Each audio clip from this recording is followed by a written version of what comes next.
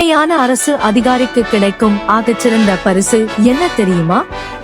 பாராட்டு பத்திரமோ பதக்கமோ அல்ல, 3 மாதங்களுக்கு ஒருமுறை தூக்கியெடுக்கப்படும் இடமாற்ற உத்தரவு. ஆம், இன்று அரசு துறையில் நேர்மையாக லஞ்சம் வாங்காமல் கடமையாற்ற நினைப்பது என்பது எரியும் நெருப்பின் மீது வெறும் காலோடு நடப்பதற்கு சமம்.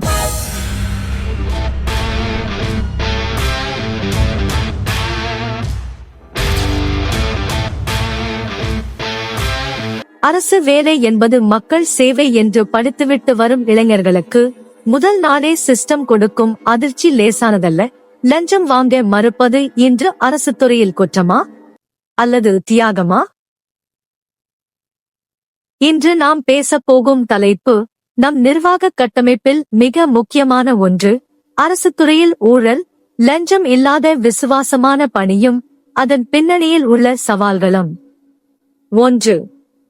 25 முதல் 45 வயதுக்குட்பட்ட இளைஞர்கள் பலர் கடுமையான போட்டித் தேர்வுகளை இரவு பகலாக படித்து லட்சியங்களோடு அரசு பணிக்குள் நுழைகிறார்கள். ஆனால் உள்ளே சென்ற சில நாட்களிலேயே சுற்றியிருக்கும் ஊழல் சங்கிலி அவர்களை பதம் பார்க்கிறது.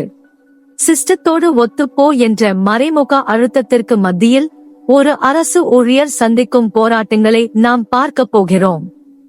என் நண்பன் ஒருவன் மிகுந்த லட்சியத்தோடு வட்டார வளர்ச்சி அலுவலகத்தில் ஒரு அதிகாரியாக பொறுப்பேற்றான். ஏழை மக்களுக்கு சேர வேண்டிய ஒரு வீட்டு வசதி திட்டத்தின் கோப்புகள் அவன் மேஜைக்கு வந்தன. தகுதியான ஏழைகளின் பெயர்களை மட்டுமே அவன் தேர்வு செய்தான். 1, 2, 3. ஆனால் உள்ளூர் அரசியல் புள்ளிகளிடமிருந்தும் உயர் அதிகாரிகளிடமிருந்தும் அழுத்தம் வந்தது. நாங்கள் சொல்லும் ஆட்களுக்கு மட்டுமே முன்னுரிமை தர வேண்டும், அதற்கு இவ்வளவு கமிஷன் என்று. 1. என் நண்பன் மறுத்தான். தகுதி உள்ளவர்களுக்கு மட்டுமே அரசு பணம் சேர வேண்டும் என்று ஒற்றைக் காலில் நின்றான். அதன் விளைவு, அடுத்த ஒரு வாரத்தில் அவன் மேஜையில் இருந்த கோப்புகள் அனைத்தும் பறிக்கப்பட்டன. சக ஊழியர்கள் அவனோடு பேசுவதை தவிர்த்தார்கள்.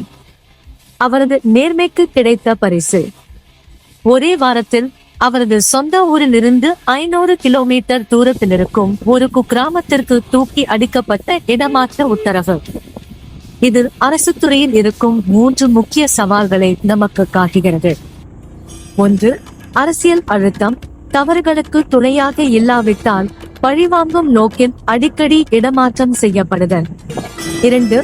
சட்ட பாதுகாப்பின்மை, கீழ்மட்ட ஊழல்களை தட்டி கேட்கும் இளநிலை அதிகாரிகளுக்கு மேல்மட்டத்திலிருந்து போதிய ஆதரவு கிடைப்பதில்லை. 3.